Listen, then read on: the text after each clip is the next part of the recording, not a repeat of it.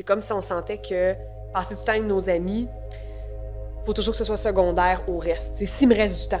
S'il me reste du temps, je vais voir mes amis. C'est plate, mais la vie de parents et la vie d'adulte en général, même sans enfants, c'est que des fois, le bonheur doit être planifié un petit peu.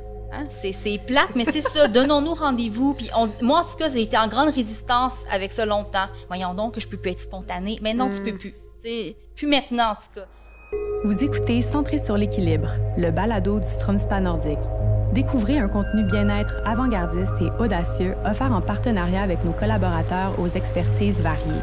Joignez-vous à nous dans cette quête d'équilibre, un épisode à la fois. J'avais tellement hâte d'aborder le sujet d'aujourd'hui. C'est quelque chose qui change la vie, qui prolonge la vie, qui réduit l'anxiété. C'est quelque chose qui fait du bien.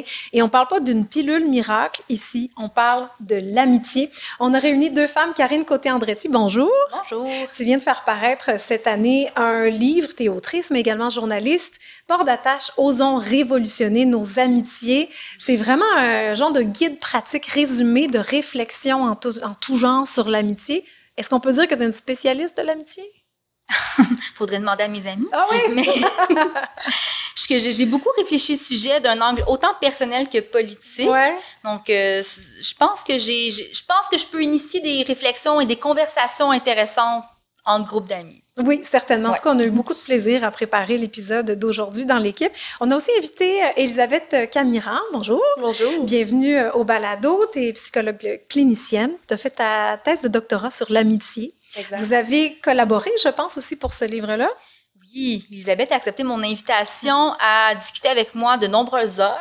C'est vrai. Donc vraiment, on a fait une première rencontre où j'ai posé toutes mes questions, puis au fur et à mesure que l'écriture évoluait, puis le livre devenait complètement autre chose que ce que j'avais anticipé au départ, je l'ai rencontrée à nouveau pour qu'elle m'offre vraiment sa perspective, plus d'un point de vue scientifique et Plus savant, quoi. Oui, exactement. Elisabeth, pourquoi s'intéresser à l'amitié? Ah, mon Dieu. Moi, c'est ce qui m'a tellement interpellée dans le projet de Karine quand elle m'a contactée la première fois, c'était le fait que déjà des gens s'y intéressent. Parce que, bon, étant dans mon background de psychologie, une des choses que moi, je constatais dans mon parcours, c'est que quand on parle des amitiés, d'un point de vue scientifique, on s'y intéresse énormément à l'enfance, énormément à l'adolescence, et après ça, il y a comme un vide dans les études. C'est comme si, quand les gens deviennent des adultes, des jeunes adultes, c'est comme si ça n'existait plus, que les amitiés devenaient secondaires à la relation amoureuse, la formation d'une famille, qui est une vision assez normative là, qu'on a du développement des relations interpersonnelles. Dirais-tu qu'on prend les amitiés pour acquis à l'âge adulte? Ou à tout le moins, dans la vision scientifique, dans la vision académique, c'est comme si les amitiés avaient une fonction chez les enfants de développement social, avaient une fonction chez les adolescents de développement social et identitaire, et là, il n'était plus nécessaire chez les adultes. Maintenant, le but, c'était de trouver une relation amoureuse. Et pour moi, qui étais une jeune adulte qui faisait mon baccalauréat à ce moment-là en psychologie, que je pensais faire le doctorat, et que mes propres amitiés, même si j'étais en couple, occupaient tellement une place importante dans ma vie, je me disais, c'est un non-sens. Ça se peut pas qu'on s'intéresse pas à la place, aux fonctions que ces relations-là ont dans notre vie, bien au-delà de l'adolescence. Et donc, je suis arrivée avec mon projet et j'ai commencé à chercher là-dessus. Mm-hmm. Est-ce que tu as continué à t'intéresser à ça par la suite, en clinique privée, tout ça? Énormément. C'est sûr que étant clinicienne, les gens qui viennent me voir dans mon bureau viennent pas uniquement me voir pour me parler d'amitié, ils viennent me parler de plein de choses, mais c'est souvent des aspects que je vais voir revenir. Par exemple, quand je travaille énormément d'adolescents, entre autres, mais aussi avec des jeunes adultes, et comment ils vont me parler de leur relation d'amitié, comment ça a un effet protecteur pour leur bien-être, même quand ils vivent des périodes de grande détresse. Donc moi, c'est sûr que j'ai une petite tendance à vouloir intégrer un petit peu ça dans la thérapie, ouais. à ce qu'on parle de ces relations-là et comment ça peut valoir la peine de les cultiver, de les nourrir, ou des fois même de s'en éloigner lorsqu'on constate que ce sont des relations qui, en fait, ne nous nourrissent pas, qui peuvent des fois amener plus de tort que de bien. Oui, on y reviendra tantôt, mais justement. Quand est-ce qu'on sait qu'une amitié, par exemple, doit prendre fin? C'est pas évident. Je le disais d'entrée de jeu, l'amitié, là, ça fait du bien, Karine? Oui, énormément bien. C'est super important au niveau individuel puis au niveau sociétal. En fait, même qu'est-ce qui est dénoté depuis les dernières années dans beaucoup d'ouvrages, qu'est-ce qu'on va explorer beaucoup, que même Vivek Murthy, qui était directeur de la santé publique sous Obama. Il a qualifié d'épidémie de la solitude. Il est dans un best-seller qui a été vendu à travers le monde, Together. Il a vraiment noté que la solitude, c'était à l'origine de presque tous les problèmes sociétaux de la société, là. Donc, de la crise des opioïdes à la hausse du taux de suicide, à la hausse des problèmes de santé mentale. Donc, c'est vraiment un enjeu de santé publique. Et la solitude, mais c'est le sentiment de ne pas se sentir vu, compris, considéré.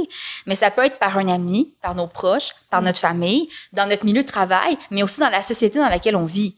Je me sens pas considérée par le gouvernement qui est en place. Je me sens pas compris. Je sens pas que mes intérêts, mes valeurs sont cohérentes avec ce qui se passe. Donc, il y a vraiment plusieurs niveaux de solitude. Puis souvent, ce qu'on réalise, c'est qu'à partir du moment où on entre en relation, qu'on se rassemble, qu'on est en communauté, qu'on a notre village, ce sentiment-là diminue beaucoup. Puis le sentiment d'impuissance diminue en même temps. Donc, on a le sentiment qu'on peut vraiment un peu changer le monde au niveau de la société, mais également que pour nous, tout est possible, que nos rêves sont plus facilement accessibles, que ça vaut la peine aussi de les réaliser pour les partager avec les gens qu'on aime.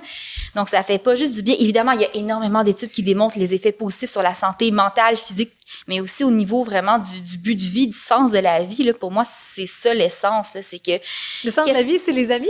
Ben, c'est les relations, selon moi. Je pense que vraiment, il y a beaucoup dans qu'est-ce qu'on partage, ce que je vis, avec qui j'ai envie de partager. Puis je dis pas que les moments qu'on vit seuls sont des moments de parenthèse. Vraiment pas. Là. Puis je dis pas non plus que l'indépendance n'est pas une chose à cultiver. Non, mais parce que la solitude peut être recherchée. Quand elle est voulue, la solitude, ça quand elle n'est pas imposée. Oui, puis elle est même essentielle pour quand on est bien dans notre solitude à nous. Mais souvent, en fait, là, je vais montrer ça dans une étude, là, ils ont isolé des personnes dans un espace, là, puis ils ont mis un rhinovirus à l'intérieur. Puis les gens qui avaient des amis, donc même s'ils étaient seuls dans cette pièce-là, mais qui avaient un réseau à l'extérieur solide, attrapaient moins le rhinovirus que les personnes qui vivaient plus de solitude. Ça a vraiment un effet protecteur. Fait que même cette solitude-là, souvent, elle peut être choisie quand on est bien entouré. Fait que tout est dans tout. Puis, pour moi, il y a vraiment quelque chose au niveau de vraiment l'essence de la vie. Puis même, il y a une théorie là, qui dit que vers la fin de la vie, les gens vont commencer à courir avec urgence vers qu'est-ce qui est signifiant pour eux. Puis la chose en tête de liste, c'est les relations. Ils vont se remettre à s'impliquer, à s'engager dans leurs relations parce qu'ils sentent que là, c'est le moment. Puis souvent, mais fait qu'on on voit la fin arriver. Et finalement, j'aimerais revenir. Tu dis beaucoup de choses en peu de temps, puis je veux rebondir sur ben des affaires, Karine. Entre autres, la solitude. C'est intéressant, la solitude, parce que c'est sûr que c'est un fléau, c'est un enjeu de santé publique. Mais c'est pas tant la solitude parce qu'on est constamment entouré de personnes. C'est des gens qui se sentent seuls. Une distinction à faire, je pense, non? Absolument. C'est la différence entre avoir un moment de solitude heureuse où il y a des personnes qui vont être bien seules en général. Être dans un réseau n'est pas nécessairement la norme pour tous si les gens sont bien. Mais quand on ressent la solitude dans le côté néfaste du terme, c'est vraiment l'image classique de « on est dans une foule et on se sent seul ». C'est un sentiment qui est subjectif, mais qui se déploie aussi à travers le fait que, généralement, quand on se sent seul, c'est parce qu'on a eu de la difficulté, soit parce que, on a des caractéristiques personnelles qui l'entravent, ou on a des circonstances de vie, mais qui font en sorte qu'on n'est pas en mesure de développer ou de maintenir des relations interpersonnelles stables et saines. Des relations qui vont nous faire sentir qu'on est, comme tu le disais, qu'on est vu, qu'on est soutenu, qu'on a de la valeur aux yeux de quelqu'un. Et cette absence de filet social peut effectivement amener à cet état de solitude qui est là généralement associé à la détresse, qui est associé à plein de facteurs de risque pour la santé mentale. Donc, c'est vraiment la distinction à dire, c'est pas parce que vous aimez passer du temps seul que c'est un problème. Pas du tout. C'est vraiment lorsque les gens se sentent isolés, sentent qu'ils peuvent pas connecter avec personne, c'est là où ça devient un facteur de risque. Mais Elisabeth, est-ce qu'il faut s'entourer à tout prix? Non. Je pense que peut-être un effet peut-être pervers de cette image-là, effectivement, c'est qu'on s'inquiète de la solitude et on voit que la solution à ça, c'est qu'il faut avoir le plus gros réseau possible. Moi, des fois, j'appelle ça un petit peu l'effet Facebook, là, avoir Fut un temps où on calculait combien d'amis on avait dans notre liste. Je trahis mon âge quand je parle de Facebook, mais bon, c'est ça. C'est pas TikTok, c'est Facebook. Oui, c'est ça. Comment je peux traduire ça en TikTok? Mais c'est vrai, il y a cet effet de presque... Plus tu as un réseau large, plus tu réussis, plus c'est censé être un gage de bonheur, de succès. Et ça, c'est vraiment une image à défaire. de manière générale, ce que les études vont constater, mais ce que je vais voir aussi dans ma vie personnelle et ma job, c'est qu'on parle beaucoup plus de la qualité des relations. Il y a des personnes plus extraverties qui vont être tellement heureuses lorsqu'ils sont entourés d'un grand groupe, lorsqu'ils peuvent y avoir des gens partout dans la semaine. Un party. Exactement. Ils papillonnent d'un endroit à l'autre. Leur batterie est rechargée après ça, puis c'est génial. Puis il y a d'autres personnes, si tu les envoies dans un party, ils vont avoir eu du fun, mais la batterie va s'être grandement baissée à la fin. Ils ont besoin de leur moment seul, puis ils vont avoir peut-être 1 ou 2 vraiment bons amis. Mais ces amitiés-là sont de qualité, sont soutenantes, c'est en masse. Donc, c'est à chacun, finalement, de voir ce qu'il a de besoin. C'est ça. Mais si je peux rebondir là-dessus, il y a quand même la notion de capital social qui n'est pas à négliger, au sens où le capital social, c'est un concept qui a émergé en réaction au capital financier. C'est pour démontrer que plus on avait de relations, plus... Je parle pas nécessairement d'amitié sincère et profonde, mais plus on avait de relations, plus on avait accès à certaines opportunités, privilèges dans la société. Ça a vraiment été démontré que les personnes qui ont un capital social plus fourni, plus grand, ben ils ont plus de privilèges dans la vie. Donc ça, quand même, le réseau, quelque part. Il y a une affaire de réseau. Mais est-ce que ça, selon moi, puis j'ai voulu, évidemment, j'en ai parlé dans mon livre, mais j'ai voulu m'éloigner de ça à un moment donné parce que je me suis dit, est-ce qu'on est en train de réduire les relations à vraiment un caractère utilitaire? Parce que c'est beaucoup plus que ça. Selon moi, justement, on n'est pas en relation à cause de tous les bénéfices que ça a pour notre santé, pour notre vie psychologique, etc., etc. Là, on est en relation parce que c'est la chose la plus naturelle qui soit. Moi, je pense vraiment que c'est pour ça, c'est imprégné dans notre ADN. Dans le temps qu'on chassait le mammouth, on se retrouvait tout seul, il y avait un signal d'alarme là, qui allumait, comme « tu es en danger », ça, on l'a pas perdu. C'est juste qu'il se manifeste différemment dans notre ère, dans l'ère postmoderne dans laquelle on est actuellement, mais je pense quand même qu'il y a quelque chose de super... je dirais poétique un peu qu'on oublie beaucoup. Soit on va en parler beaucoup de façon utilitaire. Avoir souvent, une les relation pour le plaisir d'avoir la relation. Oui, parce que c'est naturel quand même d'être en relation avec l'autre. Tu sais, on valorise tellement l'indépendance, puis réussir les choses seul, puis etc. Puis on oublie que c'est correct d'avoir besoin de l'autre, que c'est même naturel d'avoir besoin de l'autre. Puis on dirait que c'est comme vu quasiment comme une faiblesse, puis pourtant on est tellement plus fort quand on se rassemble.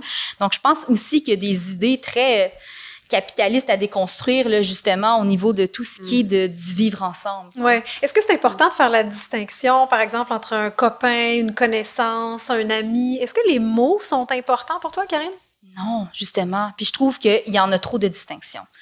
On est dans une culture, la mononormativité, où est-ce que c'est le fait de prioriser le couple hétérosexuel monogame comme étant au-dessus de tout le reste. Donc vraiment, on aspire à un certain moment dans notre vie à trouver la personne avec qui on va partager notre vie. On va avoir une relation amoureuse avec cette personne-là qui va devenir toute notre vie. Qui va devenir notre meilleur ami, notre confident, notre psychologue, notre cheerleader, notre partenaire, notre coparent. Exactement. Puis là, on hiérarchise beaucoup les relations, puis ça fait que nos amis sont comme relayés un petit peu au second rang en complémentarité. On va venir mobiliser ces relations-là quand on va en avoir besoin. Ça rejoint un peu le caractère utilitaire qu'on disait tout à l'heure, puis on va avoir tendance à les oublier. Mais ça, évidemment, c'est une vision très personnelle, mais je pense quand même que ça se traduit dans la pluralité des ouvrages qui commencent à être publiés et qu'on s'intéresse à ça. Je pense que de plus en plus, les générations qui arrivent veulent déconstruire ça. Il y a vraiment une grande volonté d'éclater les frontières parce qu'il y a plusieurs personnes qui ne s'identifient pas à ce modèle-là très, très normatif, monogame. Puis, ça ne veut pas dire que ces personnes-là n'ont personne dans leur vie, qui n'ont pas de projet de vie, qui ont envie de partager avec d'autres personnes, qui n'ont pas de personnes significatives dans leur vie. Puis ces personnes-là, c'est des amis. Mais c'est des amis. Est-ce que je peux m'acheter une maison avec des amis? Pourquoi je peux pas partir en voyage, avoir un enfant? Je l'explore d'ailleurs dans mon livre. Donc, c'est des choses, selon moi, on est en train d'éclater et d'explorer les possibles par les amitiés. Donc, je pense pas qu'il y a de distinction à avoir. Puis, on entend beaucoup ce discours-là, justement, que mes histoires d'amour, je vais les vivre de façon équitable avec tout le monde. Parce que, des fois, de mettre des codes, puis ça fait en sorte que on s'empêche d'aller explorer ce que ça pourrait être. Oui, mais attends, Karine, il y a quand même une différence. Tu dis donner de l'amour à mes amis, donner de l'amour à un amoureux. Il y a une différence, Elisabeth, quand on est en amour avec quelqu'un, il y a la notion d'intimité, il y a la notion de sexualité aussi qui arrive en jeu. Il y a quand même une distinction entre les deux, non? Bien, il y en a une, mais en même temps, elle est intéressante à aller questionner. C'est-à-dire, c'est sûr que, bon, du point de vue de la chercheure, on aime bien gros les catégories parce que ça nous permet de faire des belles petites cases claires dans nos questionnaires. On aime bien ça. Mais quand on s'en va chercher, en fait, même dans ma thèse, quand on demandait aux gens donnez-nous le nom de votre meilleur ami et parlez-nous de cette relation-là. On ne leur a pas défini c'était quoi un meilleur ami. On n'a pas imposé une définition de ça doit être une personne que vous connaissez depuis tant de temps, que vous avez vu tant de temps, que vous fréquentez à telle fréquence. C'était vraiment subjectif. Parce qu'au final, on se disait, la définition de ce qu'est un meilleur ami pour une personne ne sera pas la même que pour l'autre. Et de la même manière, on le constate avec le décloisonnement, un peu l'éclatement du modèle très normatif de la famille nucléaire, qu'on est censé tous vouloir se marier, avoir des enfants. L'éclatement de ce modèle-là a aussi amené un éclatement de la frontière entre qu'est-ce qu'une relation amoureuse et une relation d'amitié. Est-ce que des fois c'est très clair? Est-ce que des fois ça se mélange? Il y a des personnes qui vont ressentir un sentiment une intimité tellement grande avec un ami et il n'y a pas nécessairement l'aspect sexuel. Il n'y a peut-être pas nécessairement l'aspect d'attraction sexuelle. Est-ce que ça veut dire que cette forme d'amour platonique est si différent d'une relation où on se sent peut-être pas aussi intime, mais la personne, elle nous attire? C'est intéressant de questionner où est-ce que ces frontières-là jouent quand on parle de concepts comme d'amis avec bénéfice, par exemple, quand on parle du concept même de polyamour qui est embarqué là-dedans. Je trouve que ça nous amène à quand même questionner, jouer un peu avec ces frontières-là de ce qu'on catégorisait précédemment de manière très rigide comme une relation amoureuse, c'est censé avoir tel critère, une relation d'amitié, c'est tel critère. Ouais. Surtout qu'on voyait dans, justement, tu l'as bien nommé, Karine, tantôt, le partenaire comme étant celui qui te donne tout, finalement. Il te donne l'affection, l'intimité, c'est ton confident, c'est également ton partenaire sexuel. Ça fait beaucoup à porter pour une seule personne, tu sais. Il y a quelque chose de beau quand même, je veux dire. Moi, j'ai rencontré quand même beaucoup de personnes dans le cadre de mon livre qui explorent en ce moment les relations polyamoureuses. Puis ils ont vraiment une vision qui me résonne beaucoup chez moi de l'amitié. Le fait que les codes en place de ce qu'on sait, ce qu'une amitié n'est pas. On le sait que c'est pas ça, c'est pas censé être ça. Fait que ça nous empêche d'aller voir cette personne-là, là. Est-ce que je pourrais vivre une intimité un peu plus profonde? Je parle pas d'une intimité physique, mais des fois, on pense que on peut pas l'explorer plus loin parce que, non, je suis censée avoir ces discussions-là ou faire ces choses-là avec mon partenaire amoureux. C'est comme c'est avec mon partenaire amoureux ou ma partenaire amoureuse que je vis ces choses-là. Des fois, on va se limiter nous-mêmes parce qu'on sait très bien ce qu'une amitié n'est pas, mais justement, on redéfinit un peu ce qu'une amitié est. Puis on parlait de sexualité tout à l'heure. Ça m'a toujours fait quand même un peu rire parce que il y a beaucoup de couples qui sont ensemble depuis très longtemps, qui n'ont pas une vie sexuelle si active que ça. Donc, si on définit qu'est-ce qu'une relation est plus importante qu'une autre par est-ce qu'il y a de l'intimité sexuelle, il y aurait bien des couples qui passeraient pas le test de toute façon parce que ça, c'est pas épanouissant dans leur vie, tu sais. Puis, moi, dans la vie, je suis monogame puis je m'épanouis beaucoup là-dedans puis je trouve ça beau d'avoir une personne avec qui on choisit tous les jours de rester puis de construire. T'sais, moi, en fait, je suis carrément ce modèle-là, de famille nucléaire. J'ai 3 enfants avec le même partenaire dans une relation hétérosexuelle. Il y a quelque chose que je trouve beau là-dedans, mais j'ai quand même réalisé que des fois, ça pouvait peut-être m'empêcher d'aller explorer, par exemple, une amitié avec un autre homme. Parce que, tu sais, il y a quelque chose... Une ambiguïté. Oui, exactement. Puis j'ai déconstruit ça à travers les années, évidemment, mais quand même, quand j'étais plus jeune, on dirait que ça se faisait pas, l'amitié, par exemple, homme-femme, dans des couples hétérosexuels. C'est ça que je veux dire, il y a des codes qui viennent brimer les possibles amitiés, tu sais. Ouais, c'est quelque chose que je trouve intéressant parce que pour l'histoire personnelle, au cours de mon adolescence, moi, j'ai été dans une gang d'amis qui était presque 50-50 gars-filles. Et j'ai connu ça de mon adolescence jusqu'à l'âge adulte. Et encore aujourd'hui, je suis très amie avec des gars, dont un de mes bons amis gars que je me suis fait à l'université, mon chum me l'a piqué. Là, maintenant, c'est eux qui sont plus amis. Ça, c'est pas drôle. Je suis très jalouse. Ça, là. je le prends pas. Se faire piquer des amis en même temps, c'est chouette quand même. Oui, non, c'est tellement... On passe plein de temps ensemble, c'est super le fun. Puis pareillement, dans mon cas, moi aussi, j'ai un conjoint et lui aussi a toujours eu des amitiés avec des filles et ça a toujours été une entente dans le cas de notre couple que c'était correct, que c'était tout à fait... Il n'y a pas d'enjeu, mais vous avez aussi une relation sécure. Quand il y a de l'inquiétude ou quand il y a un bris de confiance, là, c'est plus difficile de ne pas voir des drapeaux rouges se lever quand, par exemple, la personne est allée voir ailleurs dans une relation monogame où c'était pas consensuel, par exemple. C'est vrai, mais à ce niveau-là, puis sans nécessairement trop nous attarder sur ça, mais j'inviterais la personne à plus explorer qu'est-ce qui se passe au sein de son couple qui amène cette insécurité plutôt que questionner la validité d'être en amitié avec quelqu'un de l'autre, genre d'un autre genre que celui de son partenaire. Tu fais bien de le mentionner. Karine, c'est quoi un bon ami? C'est quelqu'un qui nous laisse être entier. ou entière, je pense. C'est... je pense qu'il faut être capable d'atteindre notre vulnérabilité parce que dans la société dans laquelle on existe en ce moment, qui nous pressurise beaucoup, là, je veux dire, il y a beaucoup de choses qui se passent dans le monde en ce moment qui aspirent notre énergie, là. Je veux dire, on le voit dans les nouvelles, il y a de la guerre, il y a de l'insécurité alimentaire. Il y a l'itinérance. Il y a l'itinérance, il y a des feux de forêt, il y a tellement de choses qui se passent. On valorise beaucoup le contrôle, autant le contrôle des savoirs que la culture des diètes. Le contrôle est vraiment en place beaucoup, ça fait qu'on est constamment en maîtrise de soi. Puis pour être soi véritablement, je pense qu'il faut avoir accès à une certaine vulnérabilité pour aller vraiment puiser au fond de soi, c'est quoi mes besoins, qui je suis vraiment.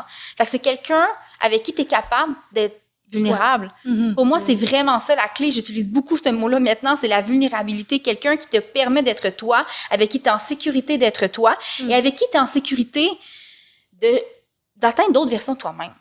Tu sais, une personne qui reste curieuse à propos de qui tu deviens aussi. On est en mouvance dans la vie, puis c'est correct, tu sais, de pas rester à la même place. Ça me fait penser aux vieux chums du secondaire qu'on garde, puis qui continuent à faire les mêmes choses du secondaire, alors qu'on est 20 ans, 30 ans plus tard. Finalement, il faut actualiser cette relation-là. Oui, il faut garder une curiosité par rapport à l'autre, je pense, qui est vraiment essentielle.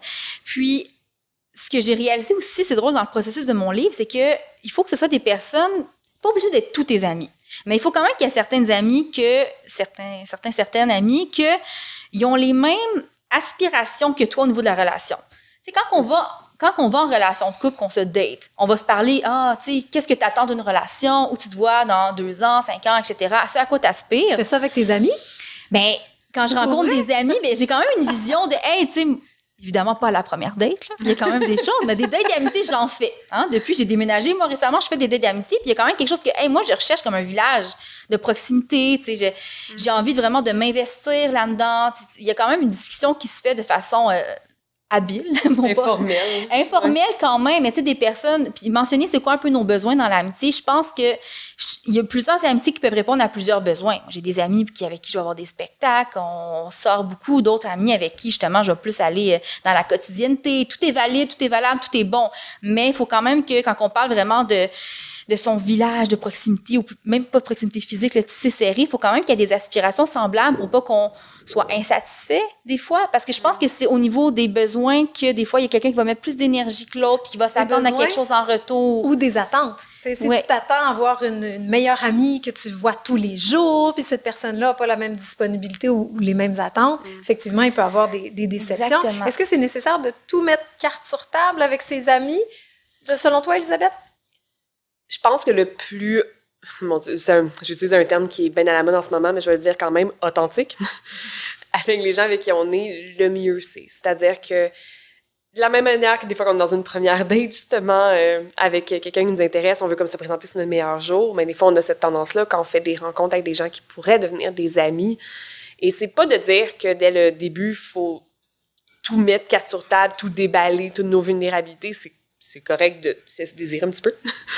Mais d'avoir confiance d'aller là, quand on est avec une personne avec qui on sent qu'on peut aller dans des endroits où des fois, nous, on se dit, mon Dieu, je vais avoir l'air ridicule si je dis quelque chose comme ça, ou qu'est-ce qu'elle va penser de moi? Bien, des fois, de prendre ces petits risques-là, c'est aussi de se donner l'opportunité de découvrir que la personne en face de toi, elle continue de t'accepter puis de te trouver intéressante exactement comme tu es. Et c'est ça qui crée, je pense, informellement, ce confort dans lequel se développent les amitiés. Et là, on peut commencer à avoir un peu ce genre de conversation de comment on voit cette amitié-là, qu'est-ce qu'on veut faire ensemble, qu'est-ce qu'on veut partager. Est-ce que c'est une question de OK, il faut que je sois sécure dans ma relation d'amitié, il faut que je dise absolument tout le plus vite possible? Non, je pense qu'on peut se laisser la chance que ça vienne naturellement, mais de s'observer quand on sent qu'à l'inverse, on se retient, que je devrais pas faire je devrais pas parler comme ça, ou je devrais pas dire que j'aime tel genre d'émission, là, c'est pas cool, elle va me juger. Si vous sentez ça, ben il y a peut-être un petit obstacle dans cette relation d'amitié-là où elle pourrait aller plus loin. Oui, je veux juste préciser quelque chose quand même, parce que quand ça va bien, c'est merveilleux, mais il arrive des fois où il y a une maladresse, il y a quelque chose qui a été dit, puis la personne ne trouve pas ça cool, justement. Absolument, puis quand ça arrive, on appelle ça tout simplement une gaffe, mais c'est normal. Dans une relation, En fait, si vous êtes dans une relation avec une personne et que le moment où vous dites quelque chose qu'elle ne trouve pas cool, ou même que vous avez une maladresse, que vous pensiez faire une blague, mais la personne, elle l'a pas pris, c'est insultant pour elle, si la personne qui est devant vous, au moindre accroc, délaisse la relation, c'était probablement pas une relation solide dès le départ. Puis il faut laisser aller, il faut accepter ça. Ben oui, il faut accepter ça parce que si on est constamment dans une relation en marchant sur des œufs, en se disant si je fais le moindre accroc, la personne va s'en aller, on n'est pas sécure dans cette relation-là.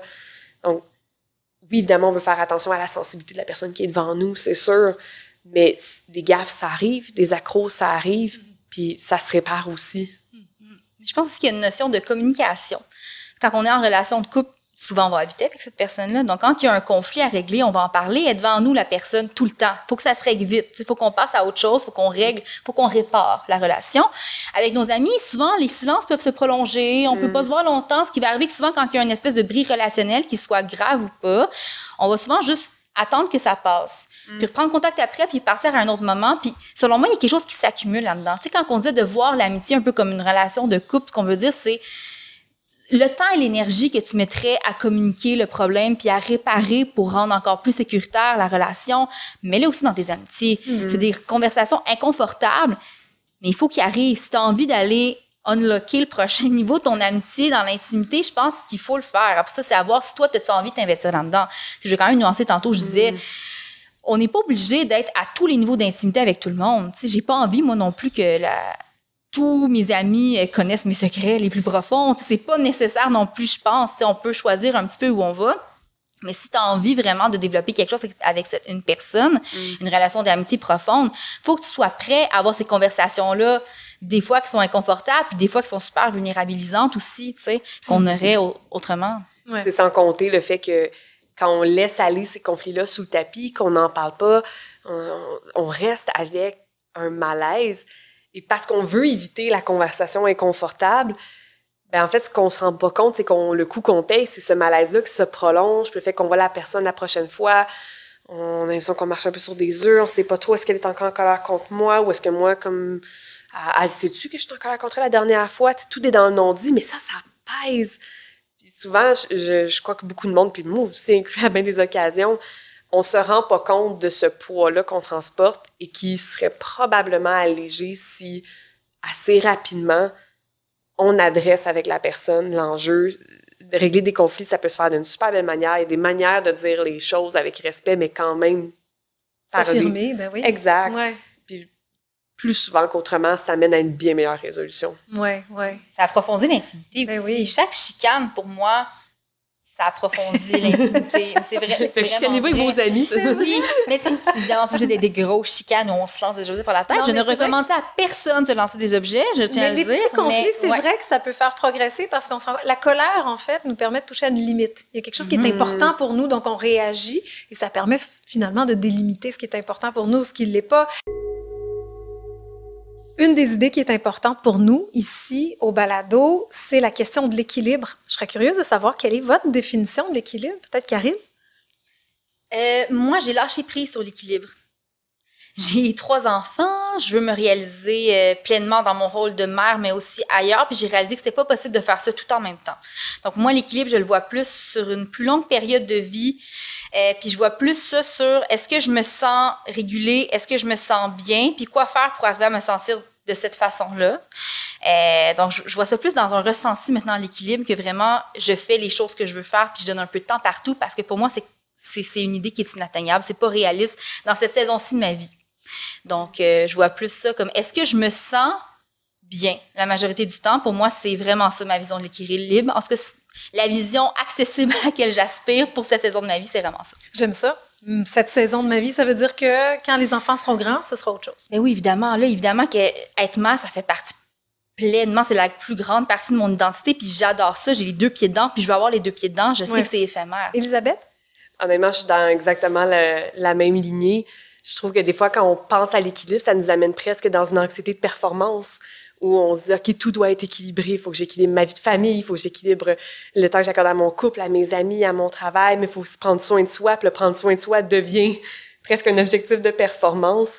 Fait que moi aussi, je suis dans le même ordre d'idée d'essayer de plus réfléchir en termes de À moyen long terme, est-ce qu'en manière générale, je trouve que j'agis en fonction de mes valeurs? Est-ce que je trouve que je m'investis dans les aspects de ma vie que je trouve importants, mais c'est pas parce que je le fais pas une semaine ou même pendant un mois ou quelques mois que c'est un échec. C'est juste que là, à ce moment-là, j'avais pas la disponibilité pour le faire. Puis quand je m'en rends compte, ben j'essaie de recadrer tranquillement pour me rapprocher un peu plus d'une manière de vivre avec laquelle je me sens en général bien, en général justement équilibrée.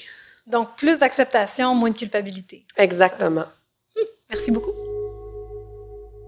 Dans la vie, là, quand on est à l'école primaire, notre meilleur ami, c'est celui qui est assis à côté de nous autres. À l'école secondaire, ça va être celui avec qui on partage un sport ou une activité. À l'âge adulte, des fois, on déménage. Des fois, on va étudier à l'étranger. Des fois, il faut qu'on quitte le pays. Comment on se refait des amis, Karine? À l'âge adulte. Oui. Comment on fait ça? Mon premier conseil, celui que je dis à tout le monde depuis que j'ai mis le point final à mon livre, c'est de prendre pour acquis que personne n'a trop d'amis. Les gens, là, ils n'ont pas envie d'être ton ami. T'sais, on dirait qu'il y a quelque chose qui peut paraître... On a l'impression, on s'auto-juge comme si on allait être loser, de dire comme « Allô, je me cherche des amis, t'as-tu envie d'aller prendre un café? » On dirait que ça se fait comme pas. Ça se fait. Puis les gens sont contents quand vous le faites. Prendre pour acquis ça, puis oser être vulnérable assez pour inviter les gens à faire une activité. Moi, je suggère d'abord des activités de côte à côte qu'on appelle. C'est prendre une marche, par exemple? Oui, parce qu'aller prendre un café dans le blanc des yeux de quelqu'un que tu connais pas, il peut y avoir des silences, puis l'être humain n'aime pas nécessairement ça, les silences, c'est ça. Tandis que si tu prends une marche, tu montes une montagne, tu jardines, peu importe quoi, les silences sont plus tolérables. Fait que je pense qu'il y a quelque chose là de faire cultiver ça dans une activité qui peut être plus propice à la réussite. Je veux juste rebondir une seconde sur ce que tu viens de dire parce que pour l'exemple personnel, en tant qu'adulte, je me suis fait une amie exactement dans un scénario comme celui-là. Sandrine, je la salue. C'était carrément, je venais de déménager dans ma nouvelle maison. J'étais jeune maman et j'avais mis en vente un sac à couche sur Marketplace. Ça passe de même. Qu'une jeune maman qui n'avait pas encore accouché vient me voir, elle l'achète, elle me dit « Ah, tu sais, je vois des boîtes, vous venez de déménager. » Je dis « Oui. » Elle dit « Ben nous aussi, on déménage à comme une couple de rues de là. C'est le fun de savoir comme qu'il y a une jeune maman dans le coin. Ah, ben c'est drôle. » Puis ça se termine là. Ça passe une couple de... comme peut-être 2 mois, le temps qu'elle accouche, mettons. Et je reçois un message sur Messenger qui me dit « Salut, c'était moi, la fille de Marketplace. Ça tente-tu qu'on aille prendre une marche avec nos poussettes ensemble? J'ai comme envie de me faire une amie dans la ville. » Les intentions full claires, en plus. Vraiment. J'ai fait avec plaisir. Moi, je trouvais ça beau. Je me sentais là, comme j'avais reçu une lettre d'amour dans mon casier au secondaire. Là. Je me disais, j'ai une Valentine! J'ai bondi sur l'occasion et c'est devenu une excellente amie. Et nos cocos qui ont 4 mois de différence jouent tout le temps ensemble. Oui, tantôt, tu as dit, on n'a jamais trop d'amis. Je suis pas d'accord, je pense. Parce que, en théorie, c'est vrai, mais en pratique, t'es maman, t'as 3 enfants, attends qu'ils commencent à faire du soccer, du baseball, du hockey, etc., ta vie est organisée par les activités de tes enfants rendus à un certain moment. Et il y a des activités qui sont imposées dans ton horaire. Donc, les amis que tu voyais à la fin de semaine ou que tu voyais les soirs de semaine, soudainement, tu n'as plus le temps pour les voir. Qu'est-ce que tu fais avec ça? Parce que là, tu avais 10 amis que tu pouvais voir tout le temps et la fenêtre où tu peux les voir, leur écrire, être en relation, c'est beaucoup réduite au fil du temps parce que ça évolue. Ouais. Un moment donné, là, c'est comme si 10 amis, c'est trop et qu'il va falloir choisir. Qu'est-ce que tu fais avec ça? Mais on fait du jardinage. On prend l'amitié puis on l'en rempote ailleurs. Okay? Ça veut dire que soit tu vas te créer un moment, là, tu vas dire, moi, le jeudi soir, je m'en vais faire de la poterie avec tel ami. C'est notre moment à nous. On va prendre notre amitié qu'on vivait autrement, là, puis qu'on n'a plus le temps de se voir, puis on se met un moment dans la semaine, écrit au crayon à l'encre, que ça se déplace pas, puis on va faire fleurir cette amitié-là dans ce contexte-là qui est autre. Est-ce que c'est aussi aller faire mon épicerie ou quoi que ce soit? Mais moi, avec ta chum, tu fais ça? Ça m'est déjà arrivé.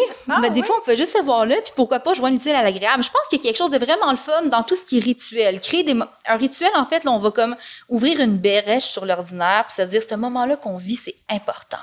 Ça va être un voyage en chum à chaque saison, quelque chose qu'on vit là, avec des personnes significatives, mais ça peut aussi être du côte à côte dans le quotidien. Pour moi, c'est important. Fait que pour moi, rempoter l'amitié, où est-ce que dans cette saison-ci de ma vie, j'ai le plus de lumière, puis je peux plus abreuver ma petite plante d'amitié pour que ça fleurisse.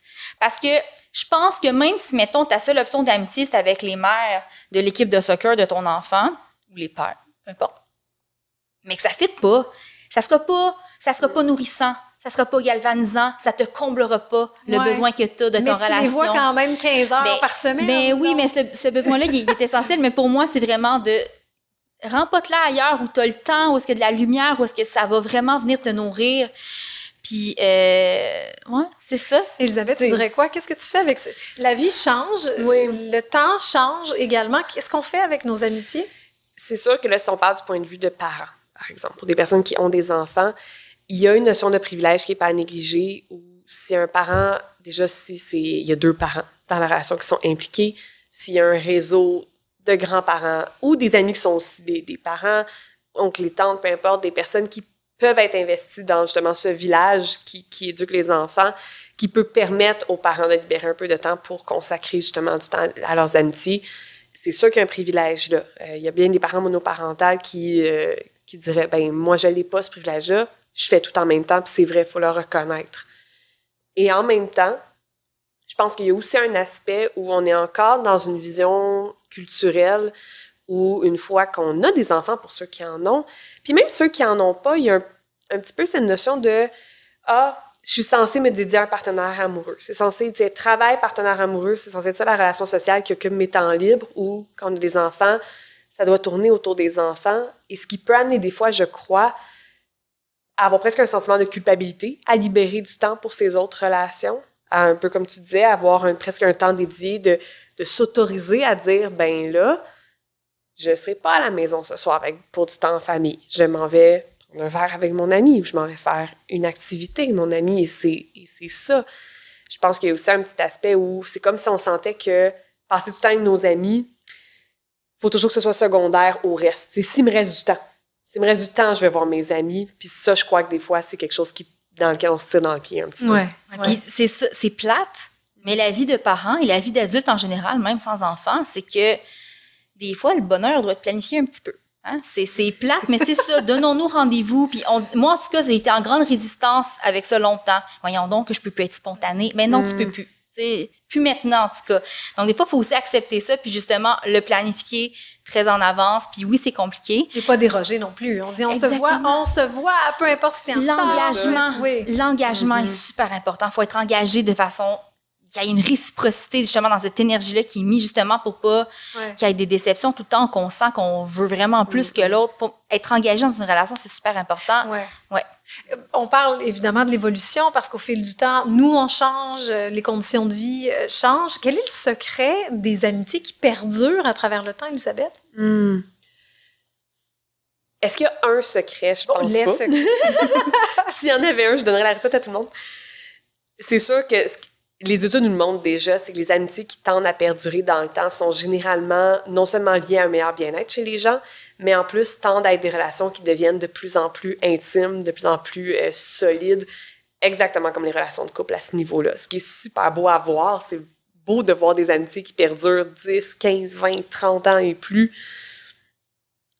Généralement, plusieurs facteurs d'éléments qui vont rentrer en ligne de compte.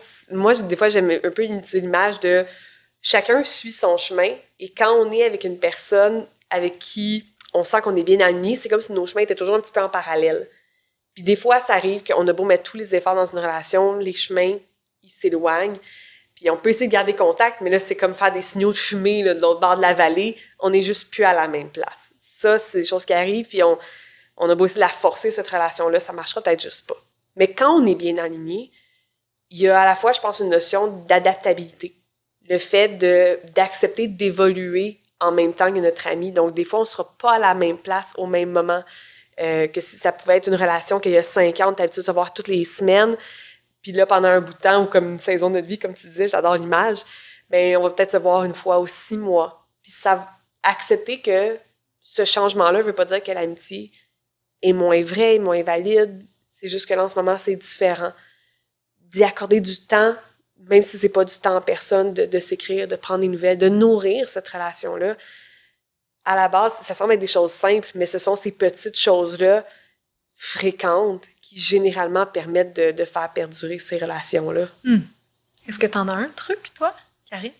Moi, je l'ai nommé tantôt. Je pense que le secret, c'est l'engagement. Ouais. Tu sais, quand on s'engage dans une relation amoureuse, c'est clair. Je m'engage à entretenir une relation avec toi, à donner mon temps, de l'énergie, de la nourrir. Mais je pense qu'il faut faire ça aussi en relation d'amitié. Les amitiés qu'on veut vraiment voir perdurer longtemps, il faut qu'on soit engagé. Puis ça peut venir des fois avec des inconforts, des choix à faire, mais je pense vraiment qu'il y a une notion d'engagement qui est super importante là-dedans. Puis je lisais très, très récemment le résumé d'une étude qui disait que souvent on entend que les personnes sans enfants vont se retrouver seules à la fin de leur vie. Là. Il y a des personnes qui sans enfants se retrouvent seules à la qui vont fin être de leur plus vie. seules à la fin de leur vie. Mais c'est ça, le résumé de l'étude, il mentionnait que c'est tout à fait le contraire, en fait. Les gens qui ont pris la peine de cultiver leurs amitiés toute leur vie sont beaucoup moins seuls. Donc, je pense que cette notion d'engagement-là est super importante. Puis, quand on a, parce que tu le mentionnais tout à l'heure, Elisabeth, puis c'est tellement important quand on a les privilèges pour pouvoir le faire. Prenons pour acquis qu'en ce moment, la personne qui nous écoute a le privilège de le faire. Des fois, il y a une notion de « Oh, je suis fatiguée. Comme si on s'auto-met un petit peu un frein. Là. Non, respecte ton engagement. Engage-toi. Va un pas plus loin. Puis souvent que les réseaux sociaux, c'est rendu facile quand même. Un petit message vocal. Mais d'annuler, oui. Ouais. Mais aussi, des fois, juste de dire hey, « Je pense à toi. Allô, comment ça va? » Puis de tomber dans le piège de penser que parce qu'on annule un événement avec un ami, c'est sans conséquence. Ouais. Oui, c'est alors ça. qu'on n'annulerait pas nécessairement... Si vous avez un cours prévu à votre horaire puis qu'il y a des frais si vous ne vous présentez pas, vous avez payé pour ce cours-là, il y a comme la petite notion que même si je suis fatiguée et ça ne me tente pas, ouais, mais je l'ai payé mon cours, OK, on va y aller, on va y aller pareil. Puis ça se peut qu'à la fin du cours, tu as eu bien du fun, en fait. Des fois, quand c'est des engagements, surtout moi, un des phénomènes que je vois beaucoup, que j'ai des patients qui m'en parlent que c'est un de leurs plus gros irritants, c'est lorsque c'est un événement de groupe et que là, il y a la moitié des gens qui ne se présentent pas parce que chacun d'entre eux individuellement pense que ça ne paraîtra pas. Ben non, ça laisse des traces. Puis j'ai déjà entendu des cas de personnes qui se sentaient isolées en se disant « Je comprends pas, les gens m'invitent plus, mes amis m'aiment plus, qu'est-ce qui se passe? » Puis en allant gratter un peu, une des choses, il peut y avoir plein de facteurs, mais une des choses qu'on remarquait, c'est que ces personnes-là étaient effectivement peu engagées. C'était des personnes qui avaient tendance à se dire « Ouais, mais c'est pas grave si je vais pas, de toute façon, il y avait déjà plein d'autres monde à l'événement, ou non, mais j'allais remettre de toute façon. » Oui, mais le message envoyé à ton ami pendant ce temps-là, c'est que tu es en train de dire cette relation n'est pas assez importante pour que je m'y investisse. Ben, ça se peut qu'à la longue, les personnes ne t'invitaient plus. Mais oui. C'est dur à faire ce constat-là pour une personne, mais c'est quand même là. Quand est-ce que c'est le temps de laisser aller une amitié, Karine? Mais moi, je vais partir de la prémisse que c'est peut-être pas toujours le temps d'officiellement la laisser aller. Moi, je pense qu'il peut y avoir des silences qui s'étirent dans les amitiés puis que c'est correct. Il y a des amitiés étoiles filantes, là. Puis là, je parle des amitiés saines. Okay? On va aller après ça aux amitiés qui sont pas saines. Mais quand c'est sain, des fois, les chemins, ça se désengage naturellement, puis c'est correct qu'on laisse aller. Mais des fois aussi, c'est juste, à ce moment-ci de notre vie, dans cette saison-ci, c'est pas le moment. On n'a pas les mêmes intérêts, les mêmes valeurs. Il y a quelque chose qui fait en sorte que, c'est justement, on s'éloigne un petit peu, on peut revenir. Moi, je pense que des fois aussi, on aime catégoriser, je sais pas. Il y a tout le temps moyen de réactiver une amitié quand on veut vraiment, je pense. Les deux bords. Ouais, c'est ça. C'est pas nécessairement le point final tout le temps. Puis je pense qu'il y a moyen de renégocier les paramètres d'une amitié tout le temps quand ça nous convient plus à ce moment-là. Est-ce qu'on la voit moins? Est-ce qu'on prend une pause? Est-ce qu'on la voit juste en groupe? C'est pas tout le temps la fin. C'est pas parce qu'une amitié telle qu'on la connaît aujourd'hui ne peut plus perdurer dans cette nature-là, qu'on perd cette personne-là de notre vie naturellement. Ouais. Donc, peut-être changer, je suis assez d'accord avec toi là-dessus. Je remarque autour de moi des gens qui ont les mêmes amis, mettons, depuis le secondaire, puis continuent de se voir, même si c'est pas nourrissant, mais hey, c'est la gang. On se rend compte que, en tout cas, je me rends compte autour de moi, surtout des garçons, surtout des hommes, là, qui ont gardé leur gang de chums, tu sais, mais que c'est pas nourrissant. C'est ça, je veux dire, quand est-ce que c'est le temps de laisser aller pour faire place peut-être à autre chose? Est-ce qu'on peut le vivre comme une trahison envers ces vieux chums? Est-ce que tu le vois, ça, dans ta pratique, l'espèce de façon de garder encore la relation au nom de la nostalgie, au nom du secondaire, au nom de la gang? C'est le principe de la file d'attente. T'es tellement dans une file d'attente depuis longtemps qu'à un moment donné, tu dis « je peux pas m'en aller, ça va être bientôt mon tour ». Puis des fois, tu dis « j'ai tellement investi de temps dans cette file d'attente que je peux pas partir ». Moi, je vois certaines amitiés comme ça. Ça fait tellement longtemps qu'on est amis. Cette personne-là assistait à tellement de versions de moi-même. Comment je fais pour... C'est parce que c'est un chapitre de ta vie complet qui s'en va quand cette personne-là s'en va, tu sais. Mais puis je trouve ça intéressant que ce soit l'image de c'est un chapitre qui s'en va. Le chapitre s'en va pas. C'est ça, ouais. Le chapitre n'a jamais disparu. C'est qu'on peut le clore, mais ça ne veut pas dire que les souvenirs que vous avez partagés n'existent plus. Puis je ferais même l'argument pour des amitiés qui peuvent se terminer dans un contexte peut-être plus conflictuel. Beaucoup de personnes vont avoir cette tendance à rétroactivement rejuger négativement une relation d'amitié parce qu'elle s'est finie de manière conflictuelle. Et je trouve ça tellement dommage. Parce que si l'amitié a été belle, a été nourrissante, a amené des beaux souvenirs, et malheureusement, ça s'est peut-être mal terminé, ça n'enlève rien à tout ce segment-là, puis il vaut la peine d'être chéri puis de s'en souvenir avec plaisir. C'est sûr que le phénomène de la file d'attente, en anglais, le nom de ce phénomène-là s'appelle the sunk cost fallacy. C'est ce principe où plus on investit dans quelque chose, que ce soit en termes de temps, émotionnellement, d'argent, plus c'est difficile de s'en départir, même si on constate que cette chose nous fait du mal. Il y a comme cette notion de « mais j'ai tellement investi dedans, à un moment donné, ça va finir par être rentabilisé ». Et ça, on peut le voir dans des amitiés aussi. Par exemple, la gang de gars, on est ensemble depuis tellement longtemps, on a fait tellement de choses, je peux pas laisser aller ça. Rendu à un certain point, ça te demande, c'est se poser la question assez simple, mais qui peut être complexe à répondre, c'est qu'est-ce qu'elle m'apporte, cette relation-là? Si aller voir ta gang d'amis, gars-filles, que tu connais depuis le secondaire, mais que quand tu y vas, t'es rendu que t'es mal à l'aise, que t'es pas bien, que t'as pas de plaisir, ça t'a tiré ta batterie, tu reviens chez vous, t'es épuisé, mais tu y vas parce que c'est la gang, il y a comme cette espèce de notion de « j'ai pas le choix ». Moi, je l'entends un peu, ce phénomène-là du sunk cost fallacy. C'est comme « j'ai pas le choix de continuer à investir dedans ». Bien, des fois, c'est juste une question de s'auto-observer, c'est demander « bien, qu'est-ce que t'amène cette relation-là rendue là? Qu'est-ce que toi t'amènes dans la relation aussi? Est-ce que c'est débalancé? Est-ce que tu donnes autant que tu en retires? Je ne veux pas être dans la version capitaliste, la vision capitaliste de la chose, mais il y a un petit peu de ça, de est-ce que je sens qu'on est au même niveau? Puis si la réponse est non, bien, ça se peut que ce soit une relation qui demande d'être redéfinie. Ouais, il y a une peur de la solitude, je pense aussi. Je pense qu'il y a des gens qui même osent pas mettre leurs limites. On parlait de renégocier les paramètres d'une amitié. Des fois, ça peut juste être ça. Mais il y a des gens qui osent pas avoir cette conversation-là, mettre leurs limites, mettre la fin à une amitié parce que je pense qu'ils ont peur d'être seuls. Ils ont peur de ne plus avoir d'amis après. Chez les gars, c'est un phénomène qu'on peut probablement voir d'autant plus que malheureusement, ça tend à changer, mais les statistiques perdurent quand même que les hommes ont un cercle social généralement plus limité que les femmes, particulièrement lorsqu'ils deviennent en couple. Parce qu'on en parlait tantôt, un peu la personne à tout faire de la relation, ben les hommes ont une tendance à vraiment se tourner 100% vers leur conjointe, particulièrement conjointe quand on parle d'hommes hétérosexuels, parce qu'on voit moins les phénomènes dans les communautés LGBTQ+. Ils vont vraiment se tourner entièrement vers cette personne-là pour être à la fois la partenaire sexuelle, le coparent, la meilleure amie. Et pendant ce temps-là, le reste du filet social, du réseau d'amis s'effrite. Et c'est même la directrice RH là, de la vie sociale d'un homme, généralement, dans un couple hétérosexuel, qui organise les activités. Donc, quand il y a une rupture, il y a des études qui ont démontré qu'au moment d'une rupture, souvent, l'homme va vivre une très, très grande détresse psychologique.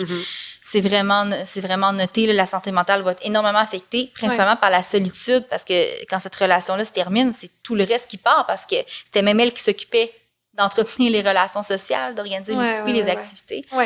En terminant, il faut se laisser, parce qu'on pourrait continuer encore pendant des heures. Je sens pas qu'on ait épuisé le sujet, mais vraiment pas. Mais nous, là, on est des amis dans la vie. Comment on fait pour être une bonne amie, Elisabeth? Je pense qu'être une bonne amie, c'est principalement être à l'écoute de l'autre. C'est avoir une certaine disponibilité. Ça veut pas dire être disponible 24/7. J'ai déjà eu des amis qui m'ont appelé, ils filaient pas, ils avaient besoin de parler, mais c'était un moment où moi non plus, je filais pas. Puis je leur ai dit, écoute, j'entends comment tu files pas, mais en ce moment, là, je suis tellement pas disponible. Puis ils ont respecté ça, puis ils ont dit, parfait, c'est bon, j'ai appelé quelqu'un d'autre, on se reparle. C'est pas une question de se donner corps et âme sans condition, mais d'être à l'écoute de l'autre, de vouloir nourrir cette relation-là, de prendre des nouvelles, de juste faire comprendre à l'autre personne qui est importante pour nous, parce que ça peut être par des petites choses. Je pense que ça contribue à être un bon ami, puis aussi à accepter l'autre dans toutes ses qualités et tous ses défauts. Comprendre que la personne qui est en face de nous est aussi tridimensionnelle que nous. Tu veux ajouter quelque chose, Karine, en terminant? Quoi ajouter? C'est une bonne définition. Hein, c'est une très bonne définition. Puis moi, j'utilise beaucoup... Moi, j'ai écrit dans mon livre que la curiosité est un catalyseur à intimité. Je pense vraiment que rester curieux de l'autre. Tantôt, je disais, on peut se transformer, on est constamment en mouvance, rien d'immuable, mais il faut que les gens soient prêts à nous suivre là-dedans. Puis je pense que souvent, on peut être le reflet... Souvent, nous, des fois, on a de la misère à se voir comme on est vraiment, puis un bon ami, c'est quelqu'un qui va nous renvoyer le reflet véritable de ce qu'on peut devenir, ce qu'on aspire, ce qu'on est capable, à quel point on est beau, bon, tout. Fait que je pense aussi que c'est quelqu'un qui aime, dans le fond. Tu sais, vraiment, qui aime entièrement, puis authentiquement avec tout ce qu'on est. Ouais. Moi, je le vois comme quelqu'un qui voit ton angle mort et qui peut dire « Hey, il y a ça dans ton angle mort », mais qui le dit d'une façon bienveillante pour que finalement ta direction soit juste et bonne pour toi. Hey, merci beaucoup, mesdames. C'était tellement passionnant de vous entendre toutes les deux. Je rappelle que le livre Port d'attache, bon livre. Osons révolutionner nos amitiés. Hein? On n'a pas tout révolutionné aujourd'hui, mais quand même, c'est un début. Merci beaucoup d'être venus. Merci. C'est ce qui conclut l'épisode d'aujourd'hui. On espère que vous avez apprécié la discussion. Si le contenu vous a plu, on vous invite à partager l'épisode et à laisser un avis sur la plateforme de votre choix. Vous pouvez également nous suivre sur nos réseaux sociaux et sur notre site internet au stromspa.com. En vous abonnant à notre infolette, soyez certain de ne rien manquer. Merci pour votre précieuse écoute et au plaisir de vous retrouver lors du prochain épisode. À bientôt!